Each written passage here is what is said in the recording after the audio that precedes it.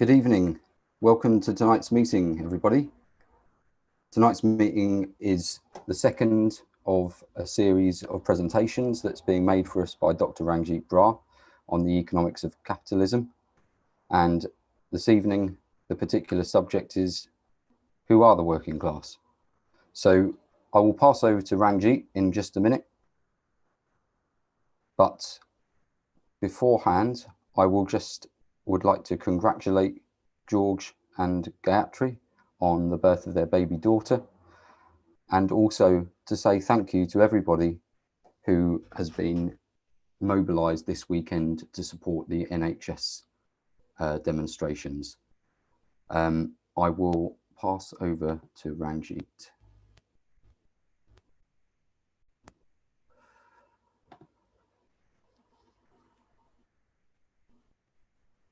Good evening. Can you Hi Ranjeet, could you hear me okay there? I can hear you fine, yeah. Can you hear me okay? Yeah, good. I've just made a short introduction there, but my laptop is still telling me that I'm muted, so I'm not sure whether that actually went out or not. Everyone says they can hear you. Great, okay, I can hear you. Perfect. Can everyone hear me? Give a couple of waves if you can. Thank you very much, guys. Okay, look, pleasure to be with you. If anyone didn't hear Rob, he was firstly saying, I think we had a fantastic outing as the Workers' Party over the weekend on Saturday, supporting a lot of demonstrations up and down the country, where people were campaigning for increased paying conditions for the National Health Service, in particular the demand of nurses for a 15% pay increase. And I was very happy that so many people were able to get up and down around the country to support that important event. And the second thing was that George and Gayatri have happily had their third child together. So we send them our congratulations. We have found out it's a girl and she is called Oban. So that's fantastic news. Our party is called the Workers' Party. We make no bones about it. We're a party for the working people. Some people are confused even by the term workers. What does it mean to be a worker party? What about if I'm unemployed? What about if I'm retired? What if I'm a child? What if I'm at work? What if I'm at school and studying full time and not yet working? So there are a number of confusions that are arising in actually the working class, even about the very term worker. And perhaps for that reason, it's not redundant to revisit the question of actually what is the working class? Historically, where does it come from? And so that is really the essence of what we are talking about today. But in order to answer that question, you have to very briefly summarize quite a few aspects of human history. And it really comes from the study that we were talking last week of political economy, how politics interacted with economy, with the way in which mankind has to produce to live, and the way in which mankind has organized himself to live, that we can answer that question historically. And so perhaps we should start. I've again taken the liberty of preparing a little bit of a presentation, but because I had a very busy day at work, I'm afraid I didn't finish it. So you'll bear with me. At a certain point, I'm just going to give it up and I'm just going to talk to you, okay? But this is what we were going to discuss. So we're still really talking about the science of socialism, how society became capitalist, and really it's the same question as from where does the working class come from and what its historical mission is. And this was what we were talking about. We said would be a series of things that we were going to discuss. I wanted to make one small correction before we went on. Last time I said that The Wealth of Nations by Adam Smith was the only work, or the last work, important work, that the capitalist class had contributed to political economy. But it was pointed out to me that David Ricardo was actually slightly later. And David Ricardo in this work, which is his opus, as magnus opus, his major work on the principles of political economy and taxation, he actually went slightly further in laying bare the essence of where value comes from. And I'm not going to go on about it. We're going to come to that in a later meeting, but I'll just make that brief correction now. The question I want to start, and the place I want to start, is, have classes always existed? I mean, that with multiple choice questions, you can normally tell the answer just by the way in which they're phrased. And again, if we have a general approach to the phenomena of nature, can we say of anything Has it always existed? Will it always exist? Will it exist for all time? There's a nice little bit of poetry I stumbled across by Samuel Johnson. Year chases year, decay pursues decay, still drops some joy from withering life away. New forms arise and different views engage. So out of that which passes away, something new is also born. And there's a process and a cycle of change that I think we see reproduced in many ways in many things. I was looking for this graph of an element of something coming into being,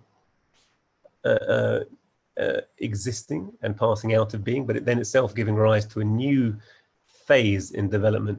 And it was interesting. I thought I'd find it in the field of chemistry, and I could find some chemical graphs, because this is a phenomenon we see in so many places, things coming into being and passing out of being, from the universe itself and the Big Bang to life, to atoms, to reactions. And this, interestingly, is an idea that's been taken up by marketing, and they're talking about early technology and market products and market forces. But I want you just to bear this in mind. We think, have classes. Is human history, are human beings themselves different from all the rest of nature? We're encouraged. If I could just butt in a second, I'm just very sorry, but I think you might need to just manage your screen sharing settings there. I'm not sure if it's broadcasting the slideshow that you want to show as a small thumbnail. And I think that you'll want that to take up the whole screen for the parts that you're pointing to it. Okay. You can't see any of the presentation then? I've got it as a small box in the top right-hand corner of my screen. It is broadcasting. Okay. Okay. I'm being told it's fine. Sorry, I just thought that there was a bit of an image. Because you are a co-host, Rob. Yeah, that's all right. I'm getting a everyone's all right downstairs. with it. It's fine. Yeah. I just thought people might not be able to see. No, I think it's all right. All right, good. So we'll crack on. Okay, so things coming into being and passing out of being. And the answer is, okay, classes themselves as a phenomenon have not always existed. Society was not always composed of classes. And there's a very kind of seminal work by Lewis Henry Morgan. It's a work that's gone out of fashion, but many elements of it are now generally recognized as being true. And there's always contention and debate within all fields of learning, in anthropology included. And very often, particularly when you're studying something like class society, it's not just an open field where, you know, axioms can be admitted. 2 + 2 is 4 is generally an uncontroversial statement. Talking about human history, human evolution, human geology, certainly anthropology, these questions of classes arise, real current interests that exist in society. So I want you to take that as a caveat. Bear in mind that there are people who disagree with this, but this is generally accepted amongst socialist thinkers and many branches of academia. So classless society unquestionably has existed. The earliest epoch that Morgan identified, he talked about savagery. And by that, he meant a pre-civilization. I'll tell you what we mean by civilization as well. And really, we're talking about hunter-gathering type economies and societies. And if you think about it, this has been the majority of human experience. 98% of human existence on the planet has been pre-class society. So it's very much true to say that classes have not always existed. They've come into being, and we'll see how they've come into being, what purpose they've served. And therefore, it's perfectly reasonable to say that it's possible to envisage in a future, at the future time, the classes will pass out of being. And in particular, we're talking about the Paleolithic or the Stone Age era. And this is the nice thing. So look, this was created, this slide, by some climate change theorists. And I want you to just ignore that part. It's a slightly busy slide. At the top, it's talking about the last 12,000 years in that green bar, the last 12,000 years from animal domestication through to modern society. But if you look below that, and if you look at that long evolution of human history, so 500,000 years, Homo rhodesiensis. So if you talk about really modern man, probably has been around for less than 500,000 years.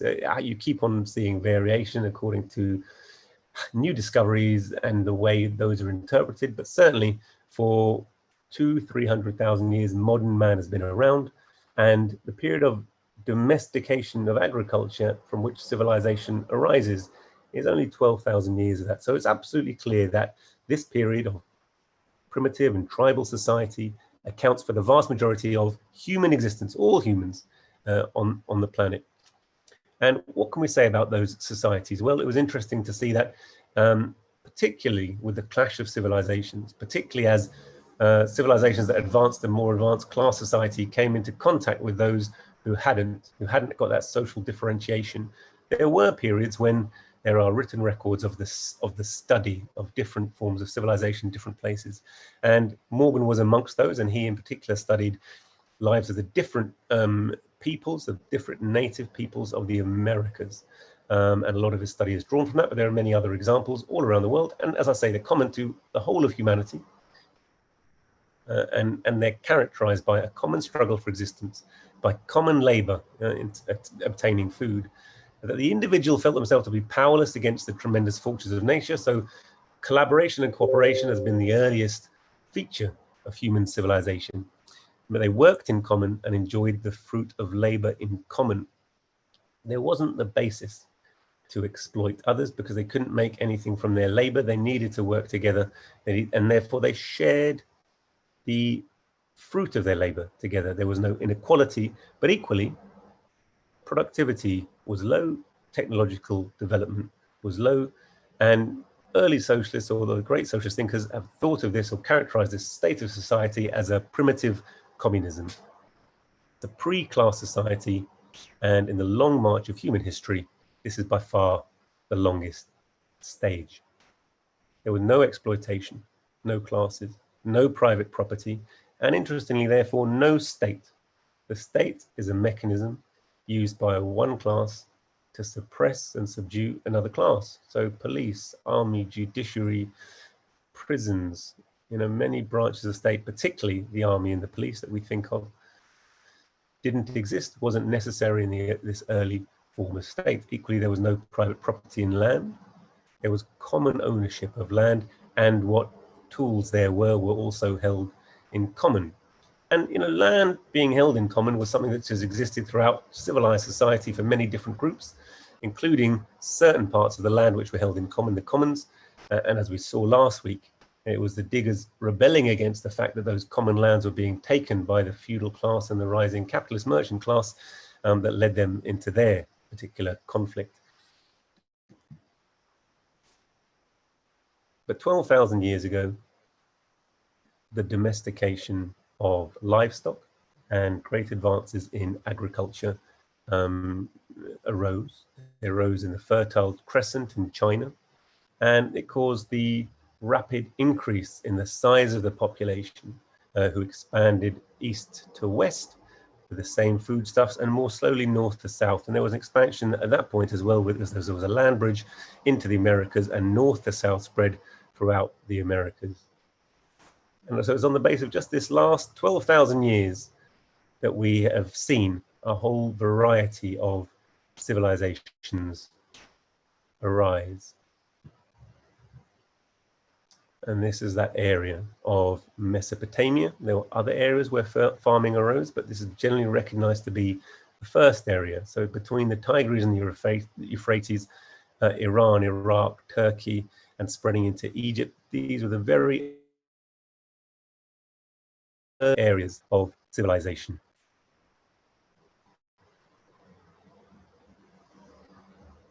So with the emergence of agriculture, the nomadic life of hunting and gathering, which had dominated existence, probably of modern man for 500,000 years, but the whole of human civilization went into decline. And there was a reason for that. There were certain advantages of this new domestication of agriculture, which was the regular supply of food for the people.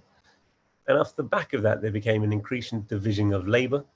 Cattle raising became a specialist area of production, both within society, and some groups and tribes became specialized in raising cattle.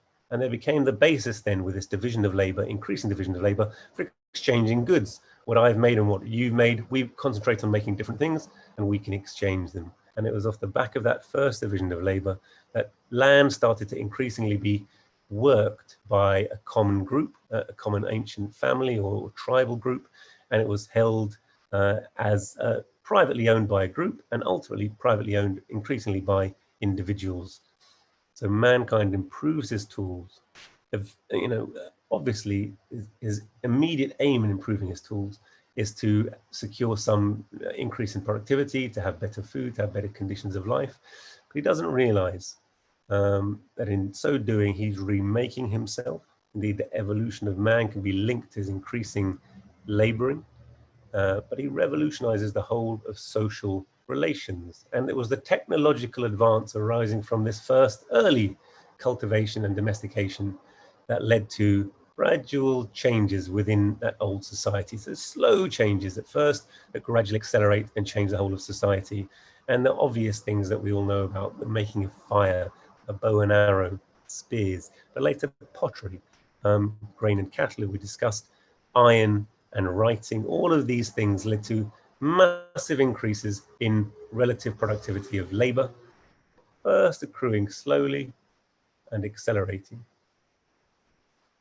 And then as production becomes more and more abundant, as it's possible for one person to actually produce more than is necessary for himself or herself to consume within that old primitive tribal society, there becomes a surplus. And if then it's possible by working to create a surplus, then it becomes desirable to add more labor in order to produce more, to live off that surplus. So the possibility for a class society, and a class society meaning the emergence of a group, a special group in society who are free from labor, who can live off the labor of others. So one group, a stable group that arises that regularly lives off the labor of others becomes possible. And where can you find that labor power? Well, the early answer to that was through war. And while I've given you a relatively late example in there's a Roman battle going on there with a conquered adversary. And there were civil wars and Punic wars as well as the wars of empire. But war, the captured enemies were no longer either killed or, as in a very early stage, even eaten, as we've seen in various cannibalistic societies. They were transformed into slaves, and slaves were used for all kinds of purpose to labor to create an additional surplus. So class society was born. And increasingly we see separate agriculture and artisanship, arts and crafts, raising items of metalwork, items of pottery. So specialization in labor. And with this, a rise and growth of inequality. So the distinction of rich and poor was added to that between free men and slaves. And we've seen also that then actually that private property fell to a class of individuals who wanted to pass it on to their children. And with that initial division of labor came the subjection of women also to men. It just so happened that that private property fell within the sphere of production of men. Prior to that, there had been egalitarianism in the early society between men and women.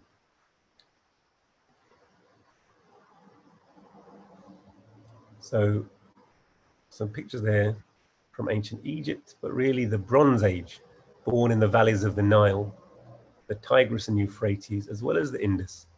So there were development of surplus foodstuffs, as we talked about, able to support a growing population, and the beginnings of large towns and even cities, ancient cities to arise. When we talk about the first 2,000 years of civilization, that's what the archaeologists call the Bronze Age, and what early socialist thinkers called the Asiatic mode of production that they saw in Egypt, China, Mesopotamia, and also the ancient societies of Greece, and Rome. We tend to think now about the ruling class, about a class that lives off the labor of another as an entirely negative phenomenon, as something entirely reprehensible, that's unjustified, that we want to do away with. And that reflects our own class interests now. But to what extent was that always the case? There's an angle from which you can say it was a relatively revolutionary transformation insofar as it freed a tiny privileged portion of the population from the burden of work, and they were therefore able to develop culture, science, and art.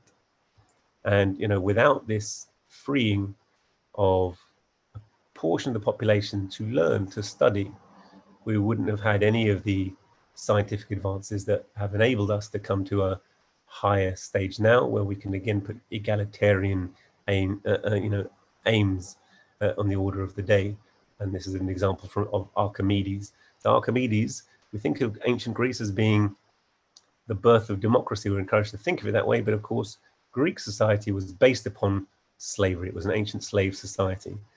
And this is the quote from Archimedes when he discovered levers, when he discovered this force at the moment. Give me a place to stand a lever long enough and I will move the world, which is a famous quote. So democracy, said Plato, is a charming form of government, full of variety and disorder, and dispensing a sort of equality to equals and unequals alike. So lovely ideas of democracy, but as they debated, it was only the free men who debated. The majority of society were slaves. In Rome, as many as 1 in 3 of the population of Italy, or 1 in 5 across the entire area of the empire, were slaves. And upon that foundation of forced labor was built the entire edifice of the Roman state and society. And this is reflected in their ancient art. And this is a picture of a mosaic in which slaves are serving their masters, saving them wide and foon here. But slaves were literally, they were talking tools. They had no rights to raise a family, no legal status or individuality, and they couldn't create own property. So they were considered just like any other piece of property, a building, a chair, a vase. The only difference being they could speak. Cattle, in fact, were called semi-mute tools. A tool was a tool, and a slave was a talking tool.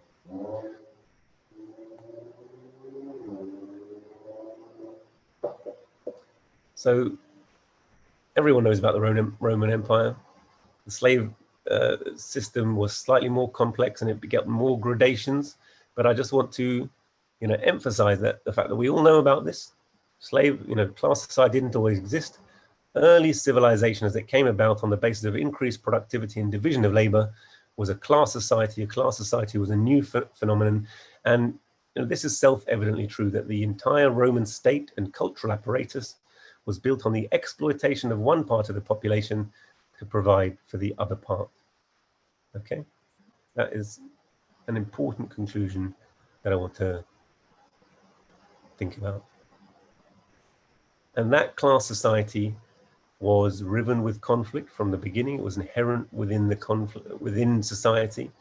There were regular uprisings of the slaves who perhaps didn't have always the ability to think about how they were going to get to a different and more just state of society, but anyway would fight for their freedom, fight for better conditions. It was particularly the case that when there were lots of wars, there were lots of slaves, and the conditions of slaves were particularly bad. They were particularly expendable. They were in a great supply, and it was at such times often that they were uprising. And the examples of Eunice, and in particular Spartacus, that everyone knows about. And it's worth just, I'm not going to tell you this whole story of Spartacus, but it's worth just noting that Spartacus was a gladiator, so a slave who was going to provide entertainment by dying, essentially for entertainment, creating scenes for the satisfaction of the poorer, the plebeian Romans, which was great value to keeping them in check.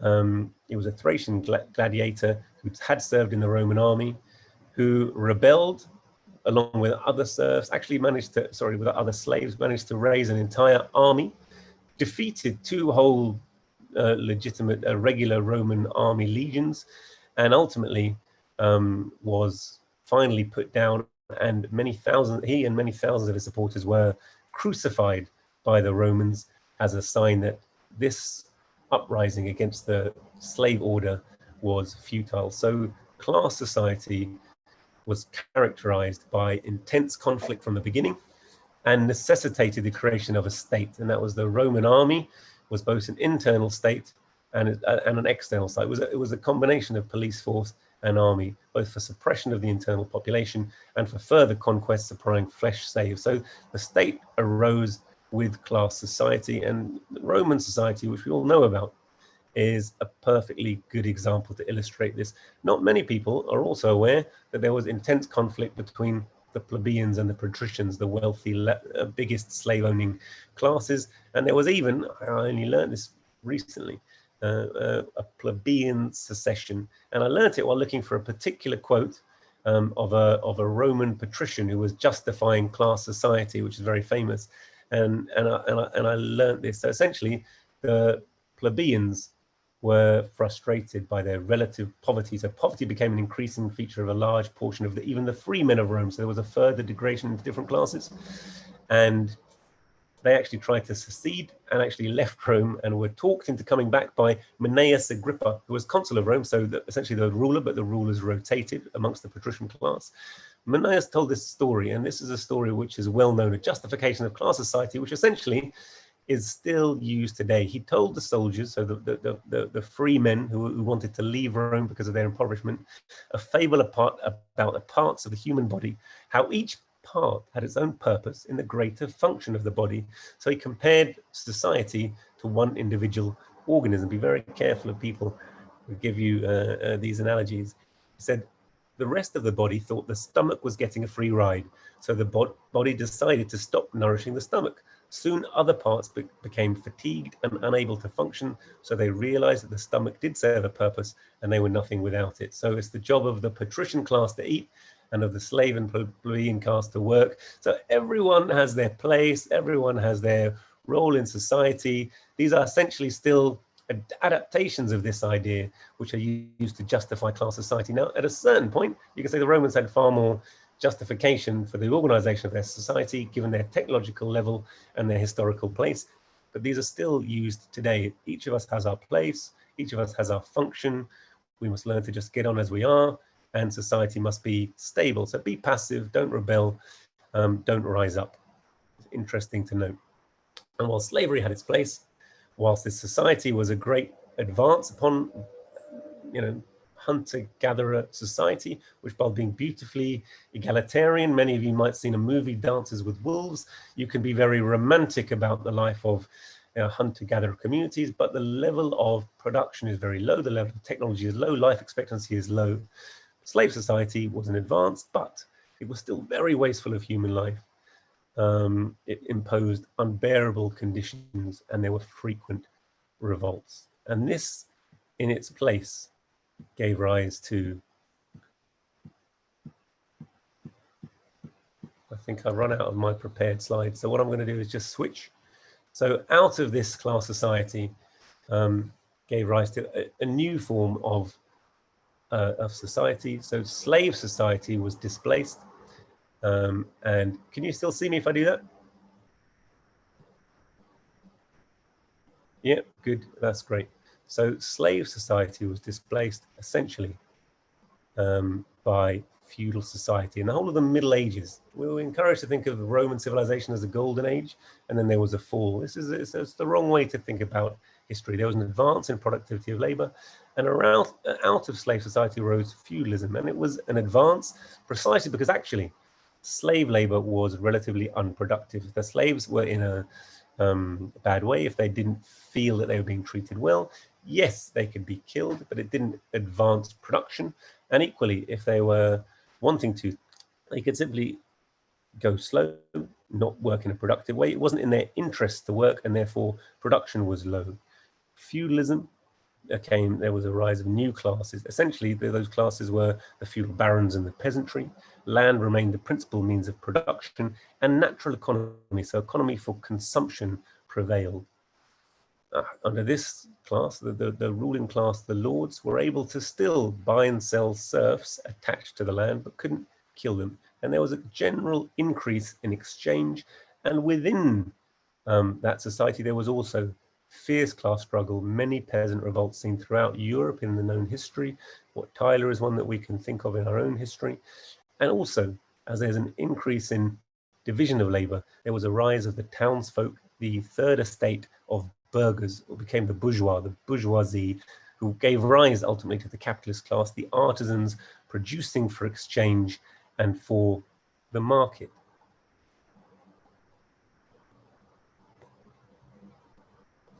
So this gradual rise in exchange, the gradual rise of the merchant class.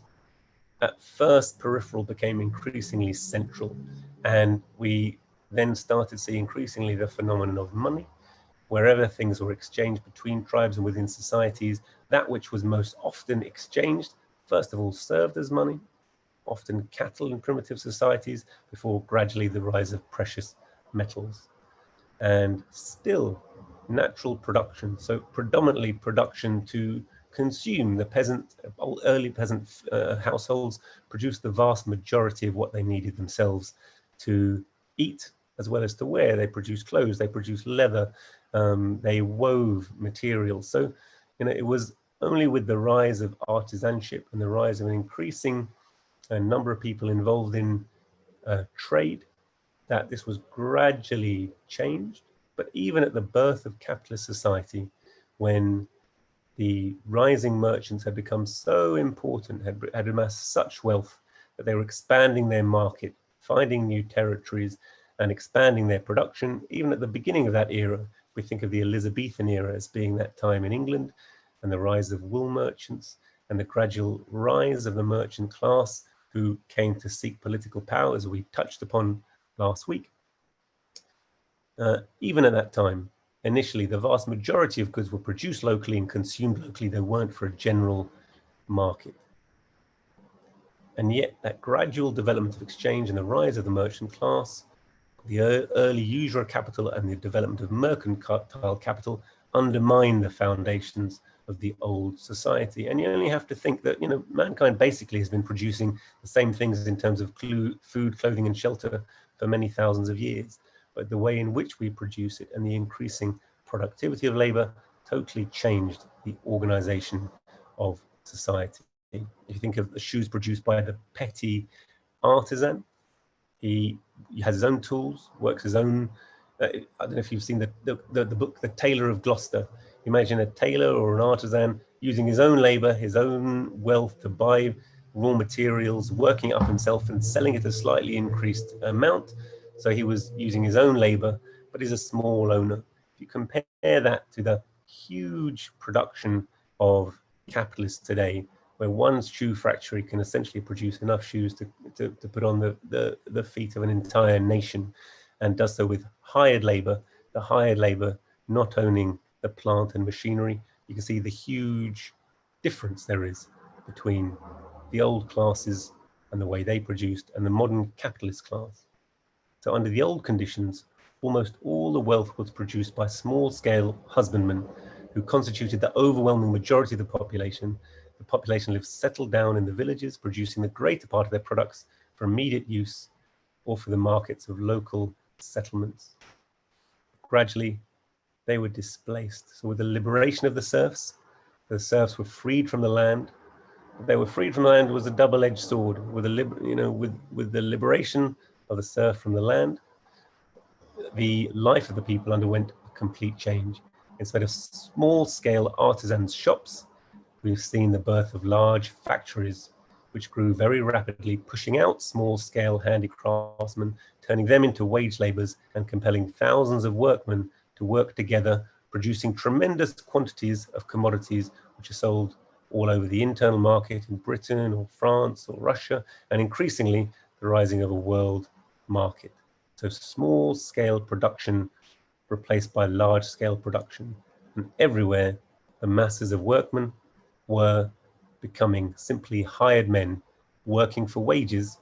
So at one end of the scale, people were freed. They could leave the land and were no longer tied to land, so they were free. But equally, they were freed of the means of production. They had nothing to sell but their labor power.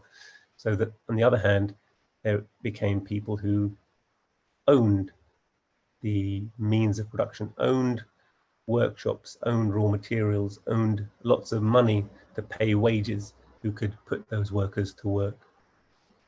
So they purchase massive materials and pocket the profits of this mass production by the capitalist class. Production has become then capitalist, and it presses relentlessly and mercilessly upon the small husbandmen, destroying their settled life in the village, compelling them to wander over the country from end to end as simple laborers, selling their labor to capital. And ever greater and greater portions of the population were torn away from the villages to form from agriculture to collect in the cities. And this is a phenomenon we're still seeing today, an increasing growth or an urbanization of the world's population, still actually oversupply in many countries of human beings who are dependent on small plots of land and live in great poverty as a result, because their labor is extremely unproductive and they can barely produce enough to eat. But the possibility arising of actually hugely increased output and production. So while there are phenomena of starvation, while there are phenomena of poverty in the world, out of this process, out of this birth of the modern working class at one pole and the capitalists at the other, what we have gained from the process is huge increase in productivity of labor. And so with the birth of the working class, even though we are dispossessed, we have also been given a great gift of collective labor. Working together is tremendously powerful. We talked last week that all of our means of production, the way in which we all work essentially is social. And it gives the ability to reorganize society, to reconstitute society on a new basis. And it was out of this desire, this feeling that the working class were creating all wealth, and yet we're deprived of wealth. George has been asking you to read, I hope you have, The Ragged Trousered Philanthropist, and we're going to come on to some of the concrete economic means, the actual way in which that money is accrued by the capitalist, the extent to which we can say the working class are genuinely robbed by the capitalist. But it's enough to note at first that class society didn't always exist. Through the process of increased productivity of labor, classes came to exist, and they've gone historically through a number of changes. But each revolution, from the slave society to the feudal, from the feudal to the capitalist, and there were a series of revolutions that characterize our history, each of them actually perfected civilization, perfected the state, carried on being the rule of a tiny elite over the vast majority. And while everyone recognized there was an exploiting class and an exploited class in ancient Roman society or in feudal society, this is not in the news every day. It's not generally recognized that we live in a world today which is characterized by wage slavery, by an exploiting class of capitalists and the vast majority, the exploited class of laborers. And yes, there are many gradations between us, the relatively wealthy and the relatively poor. But if you look at distribution, we can see that wealth has come to rest in a tiny number of hands, and they do represent a real ruling class who really make decisions about production, decisions about policy on our local level, on our national level, on international level. If we feel that we want to protest against war because it's wrong, and 5% of the population of Britain turn up on the street to say that war is wrong, we don't want it, and yet it happens anyway, is because there is a real class, a ruling class, who actually exercise power despite all forms of democracy. We are not in control of that class. They are very much in control of production, in control of wealth, and therefore pull the levers of power. And this is the key message. We still live in a class society. The classes haven't always existed.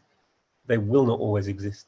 And our demand to reorganize society on a just footing, putting the vast majority of workers on the basis of our increased labor, on our increased ability to produce the wherewithal for all humanity, that we can abolish poverty, abolish class society, and actually build an egalitarian society where people are free to work, participate in work, but also participate in the running of society and have adequate leisure time, is absolutely just. And it's the historical outcome of the whole long march of civilization. And it's the study of political economy in particular, and precisely that leads us to the justification for us to know exactly why that is the outcome of history, that this is not purely a utopian dream that we can have a better society. This is the basis of getting rid of the contradictions that are holding society back and building a new egalitarian order. So I'm sorry I couldn't complete my presentation in time. That was the essence of what I wanted to say today about how we've ended up with a situation where we have a working class who make up the vast majority of humanity, well over 99% of humanity, who are dispossessed of the means of production, and a tiny capitalist class. And in the future couple of meetings, we're going to talk about the mechanisms by which they exploit us and by which we feed them with our labour. Thanks, Rob. Thanks very much, Ranjeet. That was a fantastic presentation. Really enjoyed that. Fran, I'm going to come to you first because you sent me a message that you had a question. Let me just find you on the... Evening all. Can you hear me all right? Yep, definitely. Well, that were fantastic. But I've just got a quick question. I was just wondering why, how Marxism fits into this, what you were just saying, and why the ruling classes are so scared of just like a quick theory of bringing all that back together. What scares them so much, if you can sort of bring that back towards Marxism? If that makes sense. Yeah, that makes, it's all right to answer that, Rob? Yeah, well, that makes perfect sense. So I think everything that I'm saying is Marxism. Okay, so if I've not broken it down into the quotes, if I've not given you chapter and verse from theoretical textbooks, that is not because they don't exist. They absolutely do. It's certainly not because I haven't read them. I absolutely have. And it's not because I wouldn't recommend other people to read them. I'm trying to keep the lectures as broad as possible, simply in order to outline the basic concepts.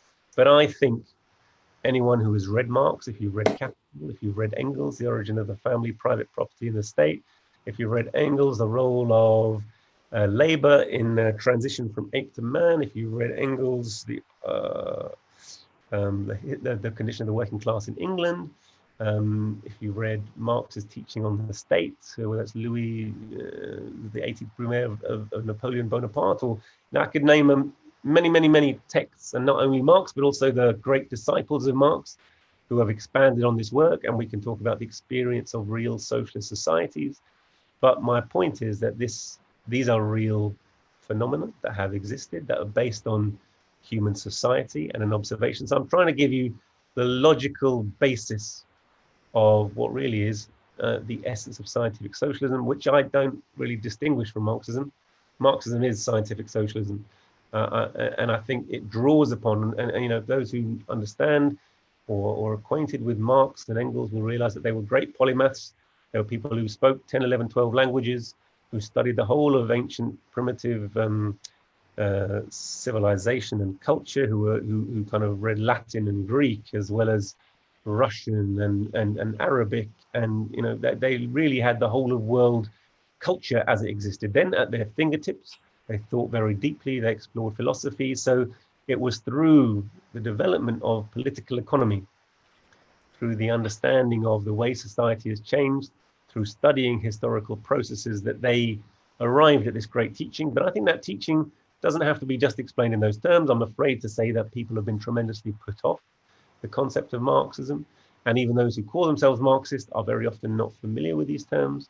So I'm really happy in this series just to refer to it as really the science of socialism, as scientific socialism, and talk about really the basis of really, this is human civilization and culture. It's what drives human civilization and culture forward. It's the basis of the society that we see now, because we're encouraged to think of things in fixed, frozen ways, like it, thus it has been and thus it ever will be. But if you think about, for example, Darwin and Darwinism, it was generally the prevalent dogma 500 years ago that if there was this kind of bird, it had always been that kind of bird, that God had put it there, that it served a certain niche in God's great plan, and that was it. That was the beginning and end. It hadn't come into being, it wasn't going to go out of being. But Darwin discovered through, you know, many different observations, but famously looking at the finches of Galapagos, of their adaptive radiation, he realizes one finch spread to different islands, living in different habitats, had evolved to be different. So that there was a process of evolutionary change. And what scientific socialism is looking at the process of evolutionary change over the much shorter period of human history and civilization, and saying this is really something that can be studied like anything else, something that follows laws like anything else. And he went on to think about what was driving, you know, society and civilization. Was it geography? Well, no, because it's a different time scale. Was it climate change? No, it's a different time scale. So he said, actually, it's economics. It's economics that drives human society forward.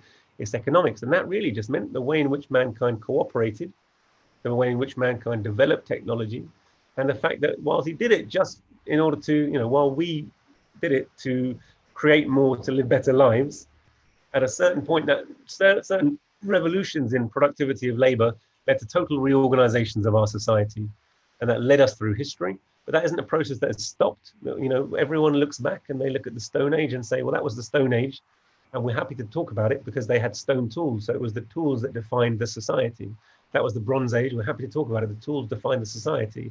The Iron Age, the tools defined the society. Even feudalism, you know, you can talk about the technology and the class structure that defined the society. But we're not encouraged to think of this as a continuously evolving process that resulted in capitalism, capitalism being an exploitative society, and the class struggle still going on being the thing that's driving us forward, and the righteous and just anger of the workers are being marginalized and impoverished all over the world, and creating a very unstable society that we live in, being the continuation of that entire historical process. The society ceases to be a bunch of accidents, but actually it's what's driving us forward, and it's the justification and the historical reasons why our struggle is so vibrant, why it's, you know, not just a dream, but it's something that was almost inevitably needs to happen if we're to solve the problems of society. And it's the same historical process. Our struggle is the continuation of the historical march of humanity,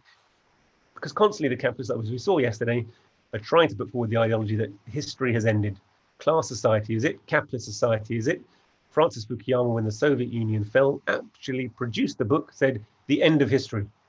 Western liberal democracy, i.e. capitalism, is the end of history. That's it, get used to it.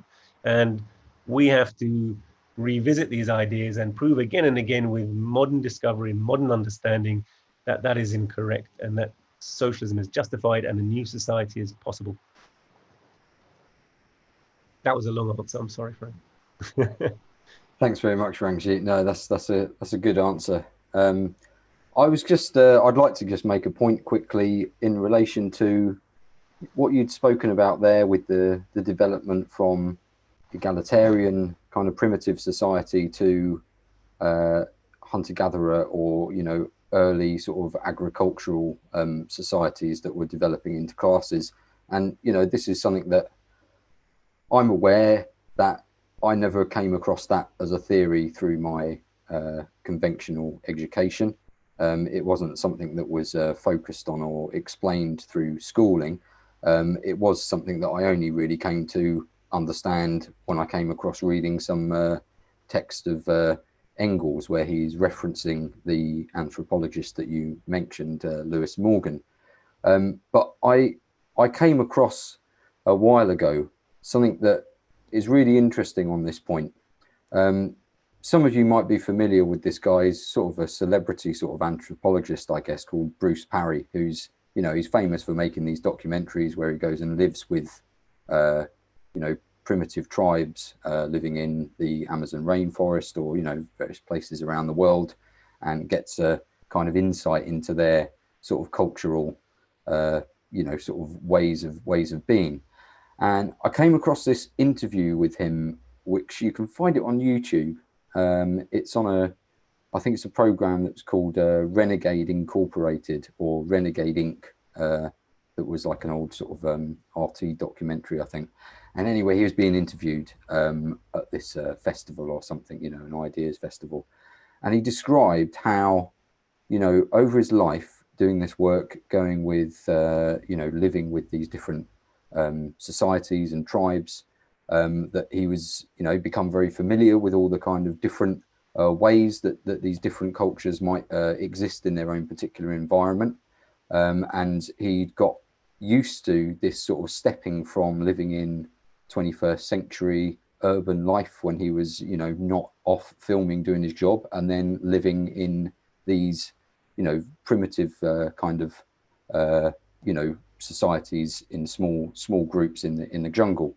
And he described how, after doing this for so long, you know, part of his life, he had an opportunity and went and stayed with a tribe that were actually operating on this pre-class structure, egalitarian, primitive basis. I can't remember where it was specifically. It was I think it was somewhere in the, you know, deep in the sort of Amazonian interior. but I'd have to sort of check on that. But he basically described how after going to this one society and staying with them, that suddenly he became aware that it was distinctly different from all the other ones that he'd stayed with, and that he felt that in his mind it all kind of reordered, and that he naturally began to think of all the other primitive societies that he'd stayed with as being part of our sort of modern culture and society in the way that they were divided up, and understood it to be distinctly different from this one experience that he'd had in a what he described as a sort of truly egalitarian way.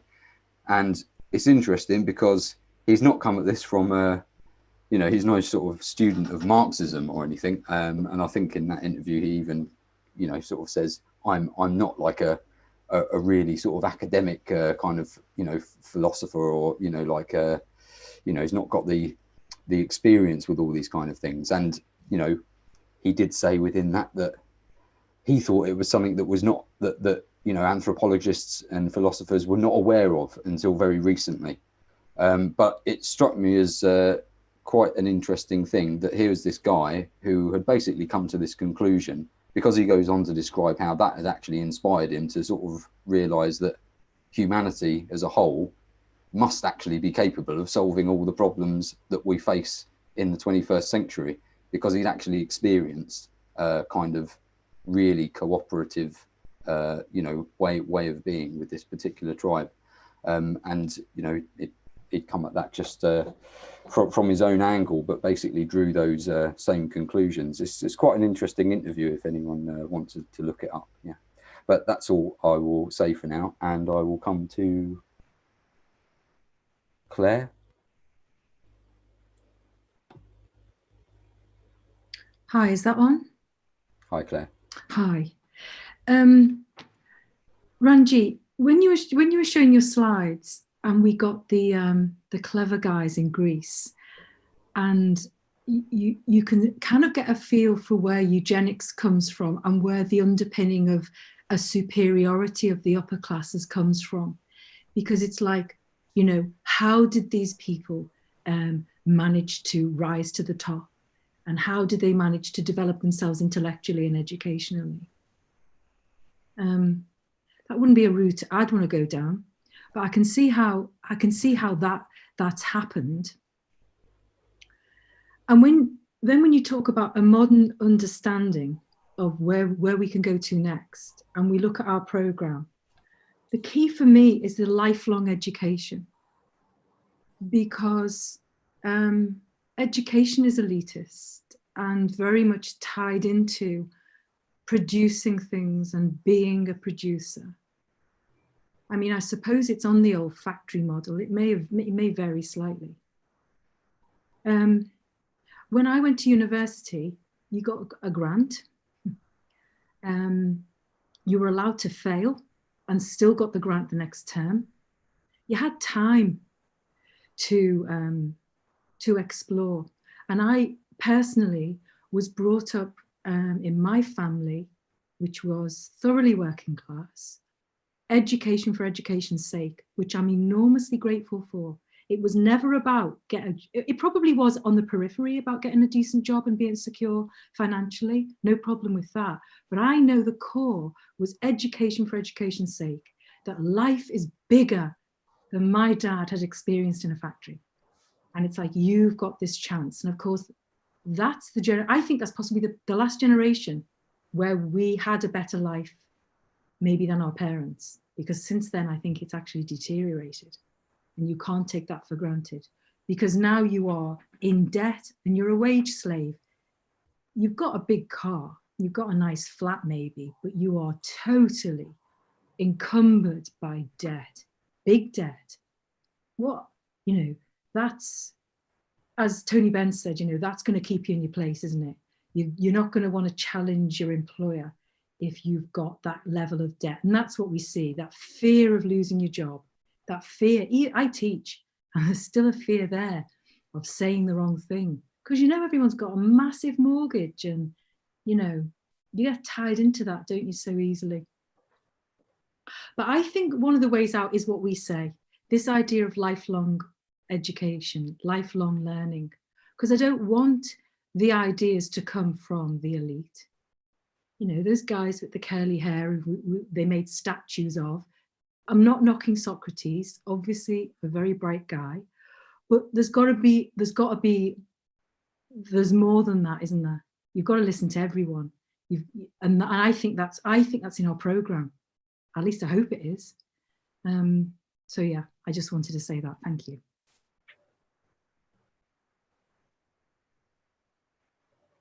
Thanks, Claire. Thanks very much. Have you got anything that you'd like to add there, Ranjeet? Yeah, thanks, Claire. Thanks, Rob. Both of those really interesting and valid points, I thought.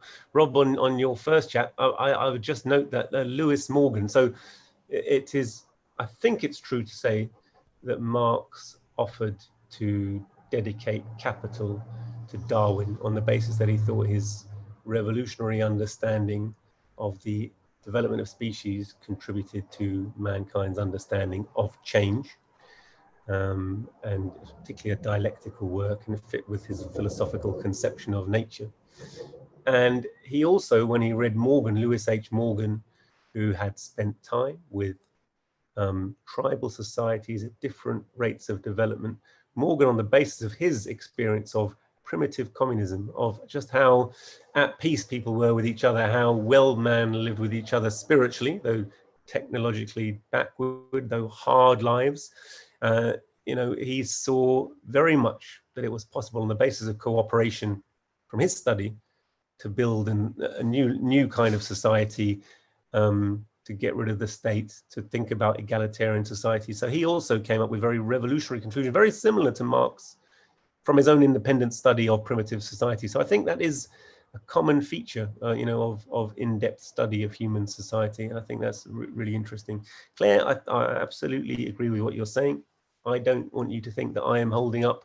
These terms are very loaded now. If you say primitive, I'm talking about the whole of mankind's evolution. So I'm just simply speaking about historically ancient societies, and from the ancient to the modern. It doesn't imply, and equally, this is the common heritage of man in every corner of the globe. There's no part of man's society that hasn't gone through these stages at different times and different places.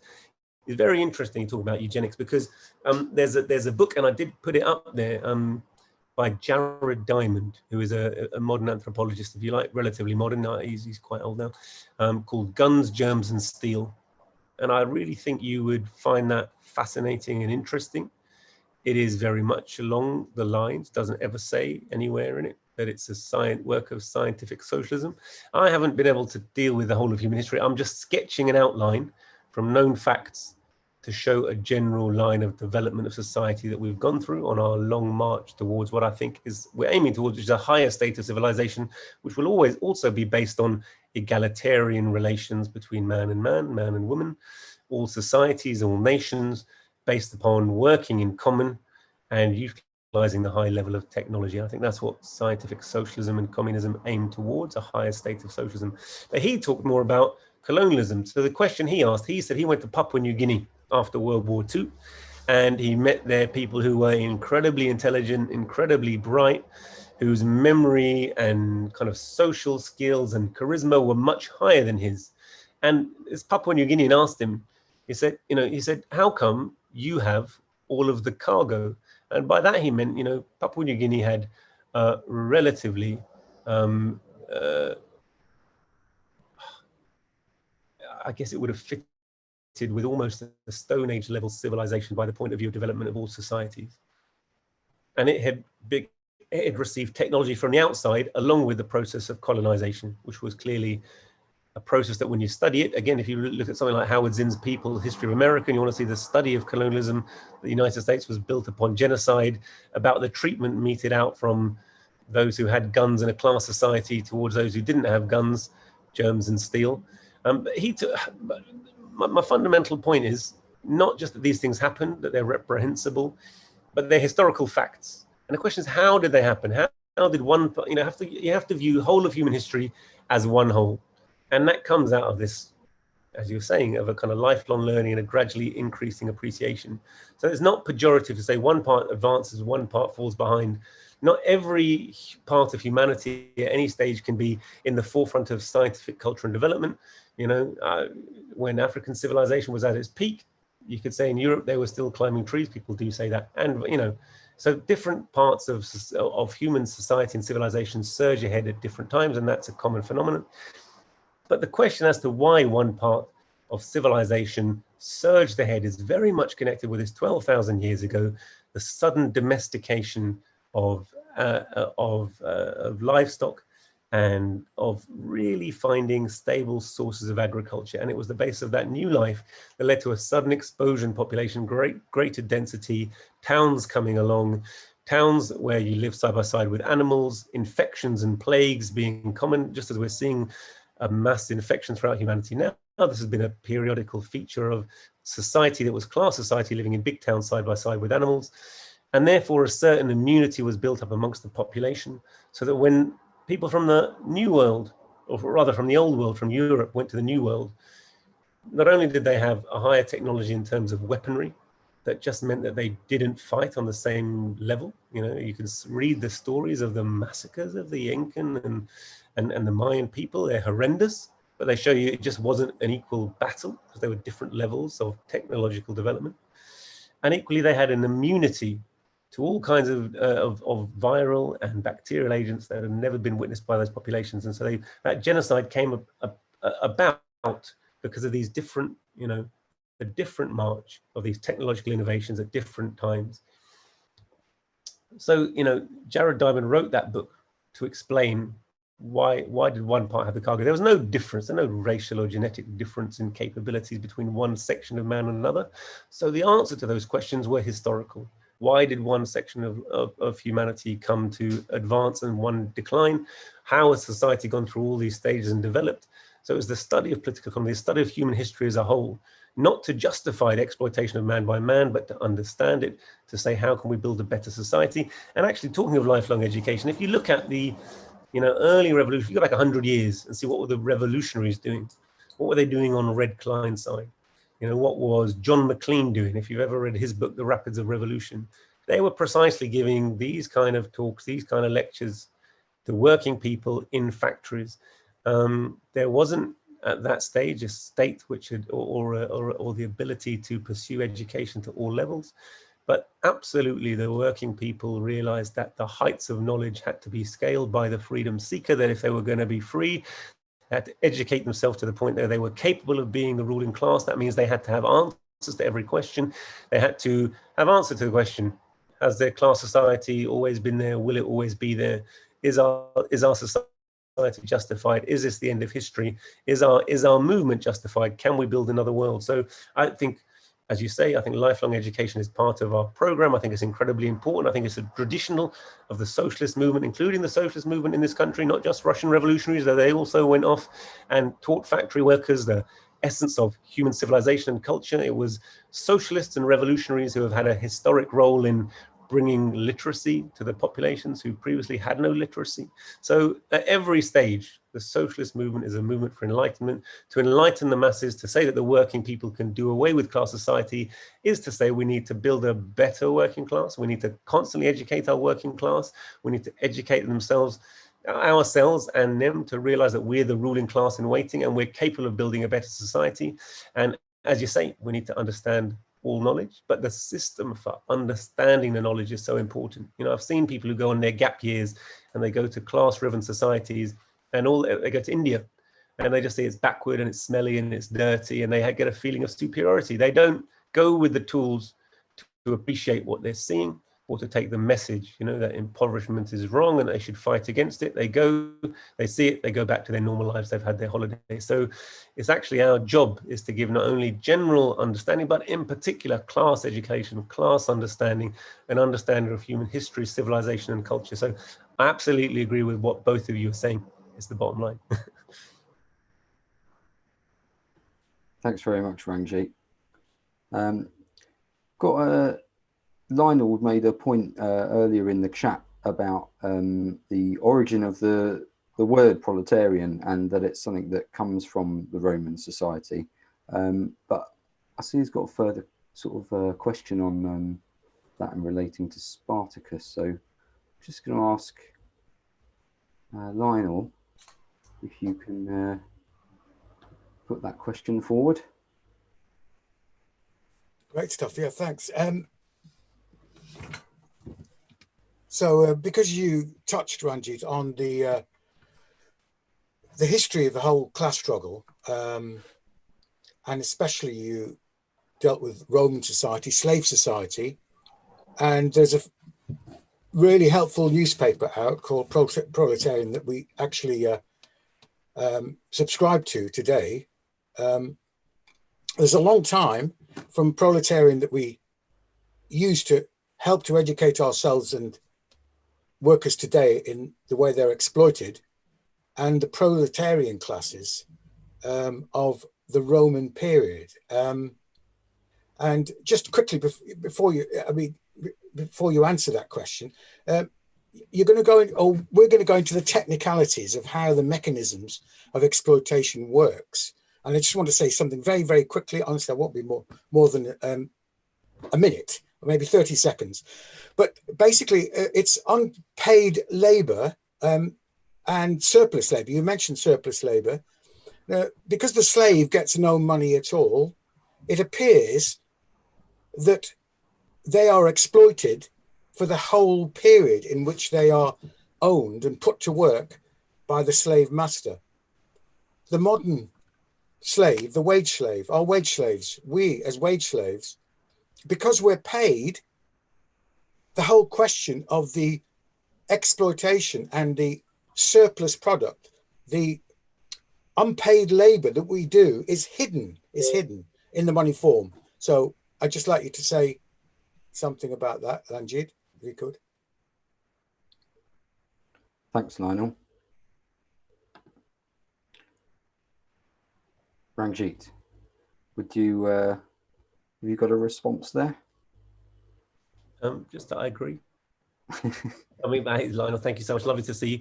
And yeah, no, you know, I don't want to totally prejudge the next couple of meetings that we're having. I think you touched upon it very nicely. I agree with everything you said. I mean, a proletarian is a word that itself is confusing. We've deliberately called ourselves the Workers' Party, and yet even to call yourself the Workers' Party, which I think everyone will understand, people get confused about. As I said in the beginning, not everyone identifies themselves as a worker if they're retired. They don't understand that there's general class. We're talking about a class of people who don't own the means of production, who as a class, as their family groups and extended groups, have to go and work. It's literally just that. So they have to sell their ability to work to someone who can employ them and give them wages.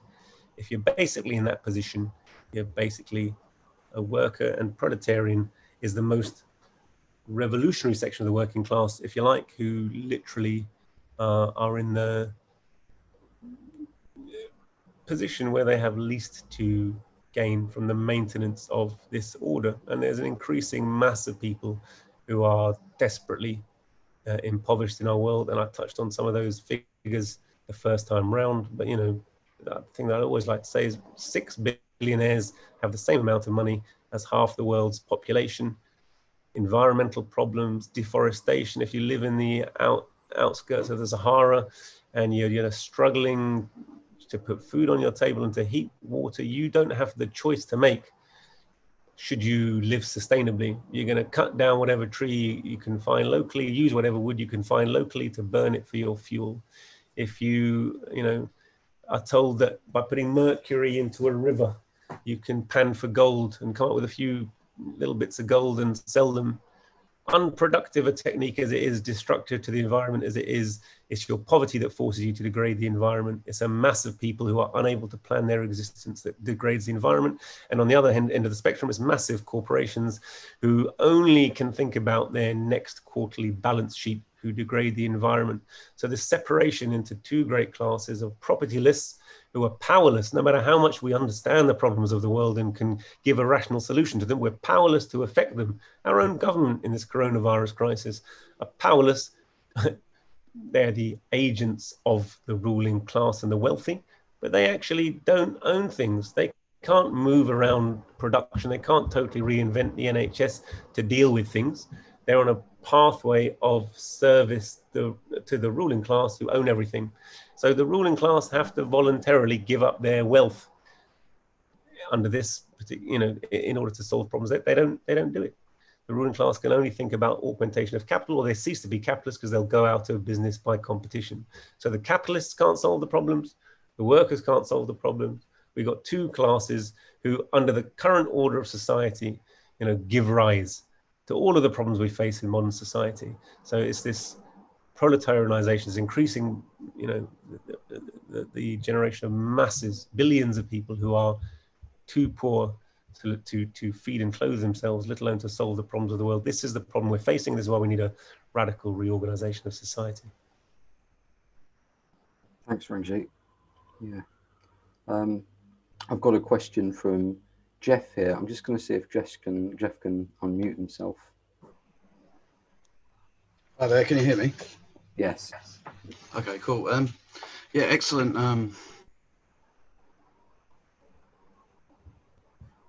Quite on the left about the emergence of capitalism and how that had a revolutionary emergence into the world. But I was quite interested also, just incidentally, about how the old classical world emerged into feudalism. The empire overstretched and then decentralized, and then feudalism comes out of this. But I wonder if there was any revolt by slaves that boosted their position in society. I wonder if there was any events, maybe like around the time of Justinian, if you know when that was, in the 500s, and that kind of thing. I've been researching a little bit about this.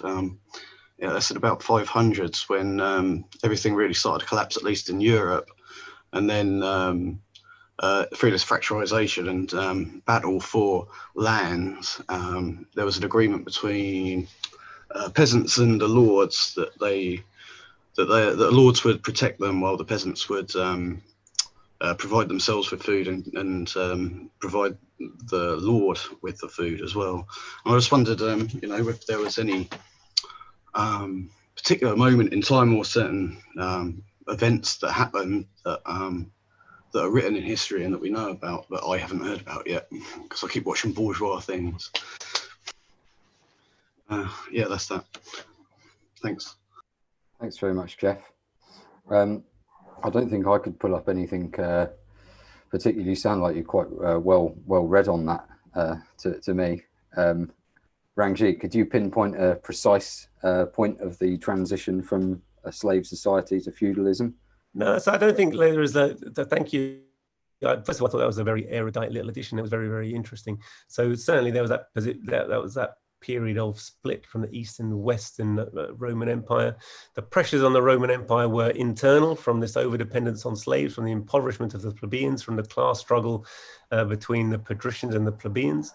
That was constant, but also they were constantly being harassed by their constant needs for slaves meant that they were constantly having to expand. It was one of that similar phenomenon happened to the slaving societies of the capitalist slavery in South America. They constantly needed to expand, to gain more slaves, to maintain their order, to maintain their society. So it was kind of inherently became unstable the bigger it got. And then they were harassed by other peoples that essentially took advantage of their weakness. And then there was, of course, constant struggles between the different between the different patrician sections. So, I mean, ultimately, the Eastern Roman Empire gave rise to essentially a feudal monarchical system, very much like the others. And the Western Roman Empire had a whole period when it had to go over to Christianity, that the emperors were converted because the army were converted, the rise of the new Christian religion, faith and teaching, but all of it was connected to the gradual transition to this new form of exploitation, which was basically the gradual increase in productivity of labor, and the fact that Roman slave labor was very unproductive and it couldn't extend beyond a certain point But history doesn't move exactly as like this was the moment when everything switched, any more than we can say the switch between capitalism and socialism. This was the moment when everything switched. There are key dates when kind of revolutionary transitions happened, but history kind of moves in zigzags. But there's a general pressure and direction of travel along the course that we've outlined. And I've just really picked points to illustrate rather than giving you, of course, I couldn't claim to give you an entire sketch of the whole of human history. No one really can.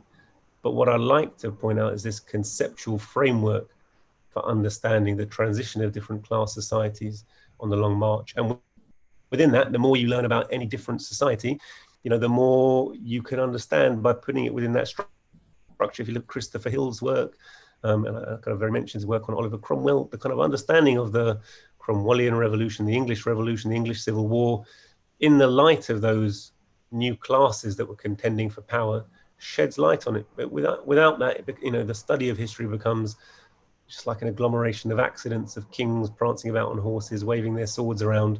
You don't get any sense of real understanding of what the motive force of history is, what the motive driving force of human development is. And what the great socialist thinkers realized is that study of ancient history and the study of economics coalesced in an understanding of the class forces that were driving our own society forward. They look static. It's not. It's driving forward towards change.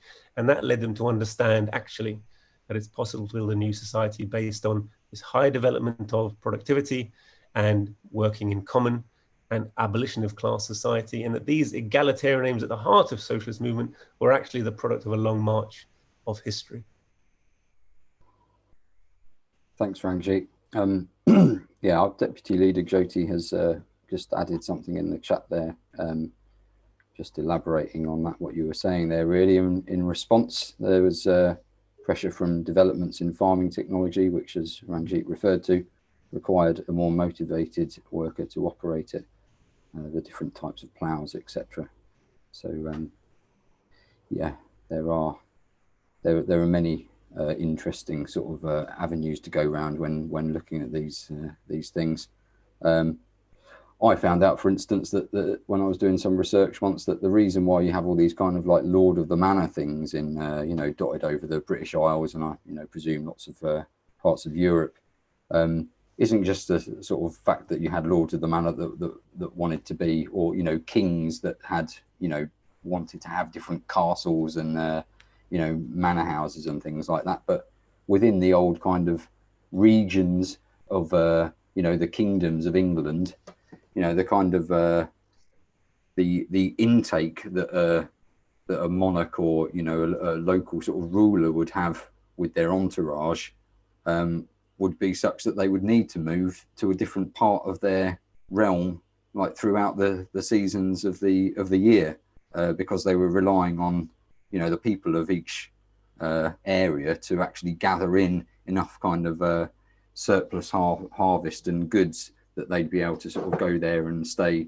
picking out for an extended period. But they would have to up sticks and go to another one because it would all run out and they wouldn't be able to come back there until another year's time and hopefully had a good harvest. So there's lots of interesting things like this to ponder on in this historical sense. Hells, you've got a question. Oh, thanks, Rob. It's a very slow march, Ranjeet, towards socialism. We're going to try and speed it up, aren't we, in the Workers' Party, comrades? But, in a society where you're seen as something really radical by wanting free healthcare and, free education and better pay and conditions and things, I mean, we've all seen what happened to Jeremy Corbyn for just wanting such things as that. I don't think he was all that radical. But we're going to have to turn, we've all on to go back 40 years. Never mind marching towards socialism. We need to, go back to where we were just 40 years ago when we had free education and rights. And we've all on to do that, haven't we? We need to go backwards before we can go forwards. it's a very sad state of affairs. But you know, the conversation seems to be about anything but class. You know, it's about racial issues or politically correct things, or you know, there's all this propaganda and distraction for people. You know, you're supposed to be interested in anything except politics. You know, the royal family or this scandal, or you know, football, beer for the working classes. You know, that's all we're supposed to be interested in, isn't it? How do we get, Ranjeet or Rob, anyone in fact, how do we steer the conversation round to the class struggle in society? Thank you. Thanks, Hills. I don't think it's a new question. It's an old question. So, you know, was it James Connolly who said, our demands most moderate are, we only want the earth. You know, so the concept that we're asking for something free is not right. We don't want anything free. We demand the right to work. It's through our work that all wealth is produced. And that means all the wealth that's in the hands of the very, very wealthy is not theirs, it's ours. All right. And we're gonna maybe touch on the economic reasons why that's really true over the next couple of meetings. But it really is ours. So we're not asking for a free ride. We're not asking for something that's not ours. We're saying we work hard. We all want the right to work hard to contribute to society on the basis of our cooperative labor. We'll create for the common good a decent standard of life for all of humanity. It's really, you know, it's not a very radical demand. It's so obvious. And if we had to go back 40 years and say how we managed to have so much more then, the answer is we had it more because we had a much more class-conscious population here and internationally. The working class, they knew they were working class. You wouldn't have to explain to them that what a worker is. They were much more likely to understand scientific socialism here and across the world.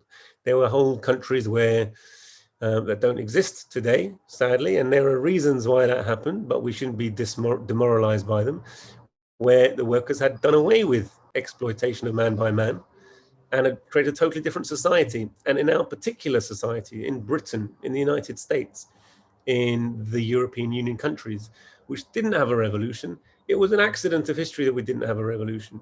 You know, the countries which became socialist and the countries that stayed capitalist was basically settled by the question of where the Red Army met the United States Army and the British Army at the end of World War II.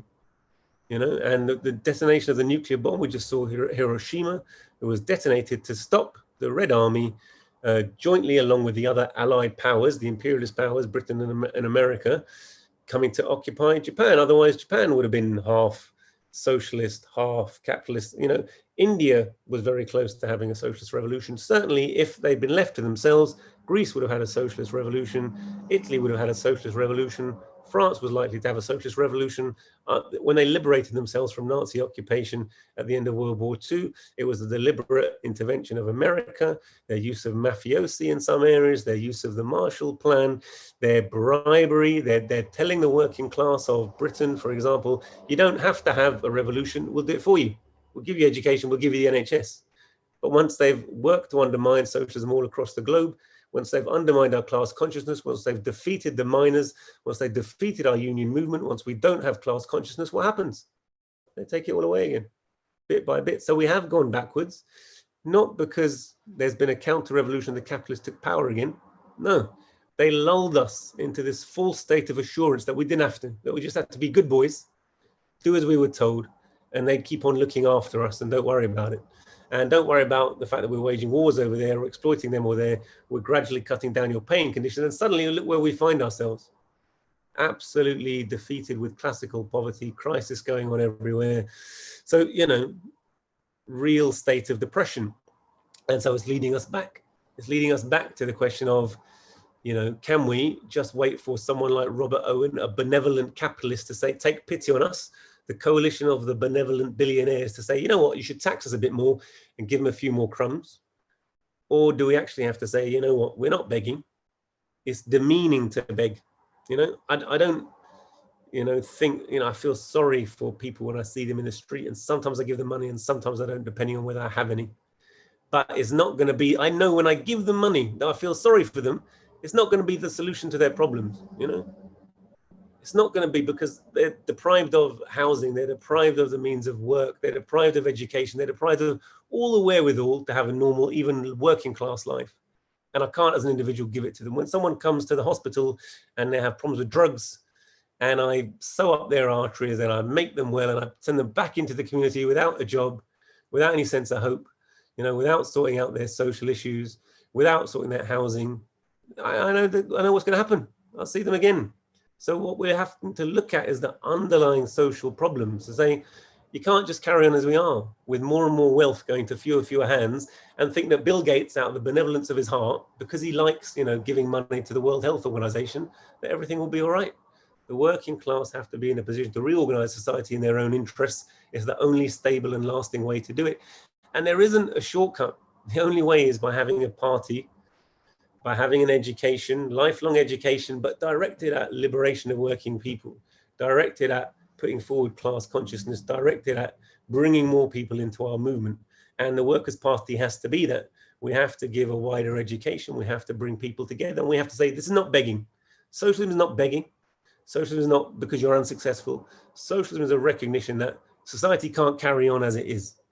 Socialism is a recognition that all of the problems in society today, from war to famine to environmental destruction, they all stem from the fact that 8 people have as much wealth and say in what happens as half the planet's population. It's fundamentally wrong. You can't talk about democracy. It doesn't exist while there are a handful of billionaires who have access to every lever of power and say what actually happens. We've got no say over production. We can't solve the environmental crisis. We don't control production. The people who control production have to make profit. They're only ever going to put a solution in place which makes profit. They think they can always buy themselves out. We have to say no. It's come to the point where we, as the working class who create all wealth, have to actually plan society rationally to meet the needs of humanity. And how do you do it? I don't know. There's no other way than this. Okay, so there is no better way. So education absolutely is key. Education, but it's urgent. It's an urgent education. It's an urgent understanding. So we have to have, you know, practical education for the massive working people. We're going to have actions. We're going to have to get on, not just a demonstration around the NHS, but wherever workers are in struggle, and let them realize that their interests are to be with us and our interests to be with them. We're not doing this to prey upon them. We are the workers. We have the message that's going to help them to liberate themselves and better their lives. And it starts with fighting for better pay and conditions, but it goes far beyond that. It goes to reorganizing political power and making them the ruling class. There's no other solution to humanity's problems. We have to support each other's struggles. We have to come together. We have to create a broad movement, but with a working class leadership that plans to put the working class actually in power, not begging from the rich man, but actually saying, you know, we're going to rule for all. Thanks very much, Ranjeet. We're almost to the end of the evening now, but I'm just going to ask Christina to make a contribution, because I see that she had a question. It comes after this wonderful kind of summary and take it forward that Ranjeet just did. All I wanted to say is that there are so many theories about the end of the working class, and yet there are over 30 million people working in this country, and the majority of them are working class. We are the working class, and that's not counting the reserve army of the unemployed, right? So you will have many apologists of the bourgeoisie and many opportunists who will say that, you know, because of the new scientific achievements and the new technologies in production, magically, automatically, we are transitioning to a post-capitalist society. And this education we are receiving tonight is for us to realize the lies, to realize that we have to put the words working class and working class struggle back into the vocabulary of the everyday struggle of our lives. And we have to say to their face that this post-industrial society theory is rubbish, because even when you have a different technological level of the means of production, that doesn't automatically change the relations of productions, which is exploitative, which is exactly what we are targeting. So you can very well have a society that is using the technologies that we are using, that's advanced communication, allow us to be together despite the lockdown, despite the pandemic, but it is in the hands of the few, and we need to change that. And this method, it's about our identity, scientific method that allows us to see through the ages that this world is a product of struggle. It's not a metaphysical concept, it's not an idea. It's for us to write our story. And it's the only way. That's why they are depriving us of this education. This is why we don't have a sense of our working class common struggle, because first we have lost all the environment, you know, the factories, the living together.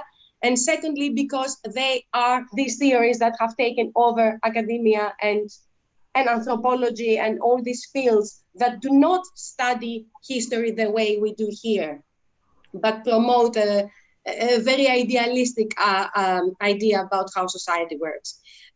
All I wanted to say is that there is going to be, in reality, the working class doesn't shrink, the working class doesn't disappear. On the contrary, it expands because the social character of work deepens. And we have to move forward with this technological advancement that we see, and we need to change the character of the relations with the means of production. The working class is us, and we are not abstracted, we are not imagined, we are the main and growing productive force, and we should take heart from this. It is us creating the wealth. And at the same time, we have to be aware of our identity as the exploited of this system. We are the workers who are forced to live by selling our labor. We are deprived of the means of production and subsistence. We are paid in the form of wages and salaries. This hasn't changed. So whatever they sell you as progress because of technology, it hasn't changed our positions and our precarity. It has actually worsened it. And we are the ones who are one paycheck away from homelessness and hunger. And this is what this pandemic reminds us. And yes, we do not ignore that there is stratification in around the working class. People realize that we are more fragmented than ever. Some people feel that because they have some shares in a company, that they are in it together.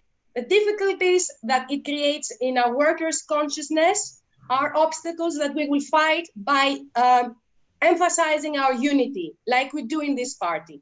We will fight them. We need to become subjects of our own history. Otherwise, we will forever be subjected to the history of exploitation that is always written by the ruling classes, and we will be subjected to the horrors of imperialist wars. We don't want this history to repeat itself. Through education, we are learning to prevent that. Thank you, Christina. Excellent contribution.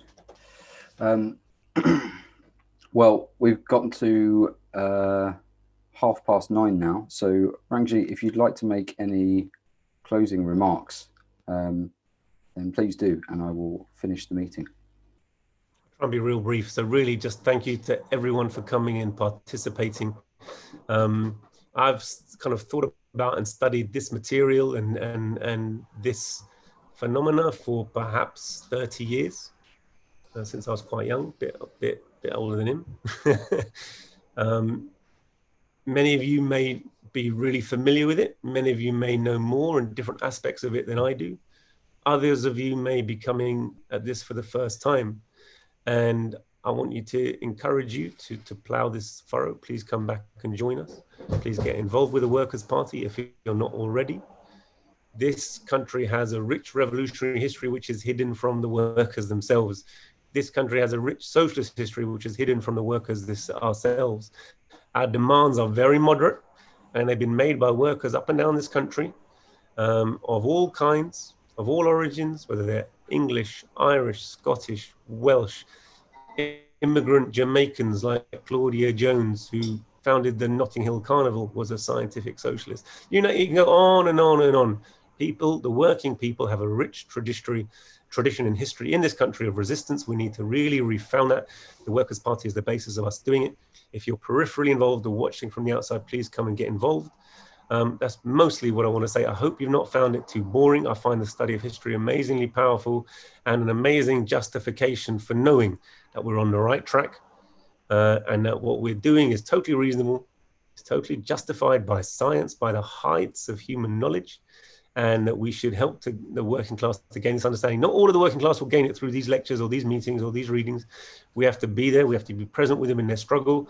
I'm really happy again to come back where we started, that so many of us were able to get to, I think, 25 or 30 different meetings up and down the country of workers in struggle. That's the NHS struggling for their increased pay. We've got to say that's not a selfish demand. That's the demand of survival for the working class. And it's without fighting for a right to fair existence, for not fair existence, for decent conditions of existence in this crucial time, we're never going to develop the class solidarity necessary to assert ourselves as a ruling class and to take our movement forward.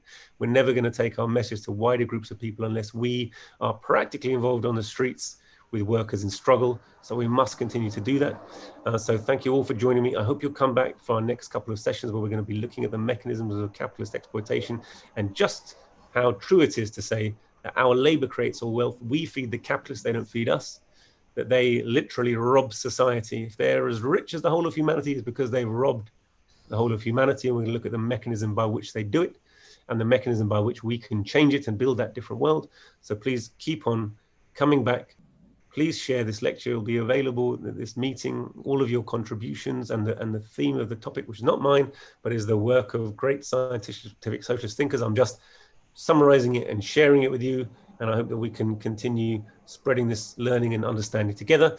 And very lastly, say well done again to George and Gatry, and congratulations to them on the birth of Oban. And we look forward to having them back with us. I hope they're watching with us, and we wish them well, and we wish the party well in its development for the sake of a strong working class movement that can really start to solve, not just complain about, but really solve the problems that we face every day in our lives and throughout the world. So greetings to you all. Thanks very much, Ranjeet. Good night, everyone.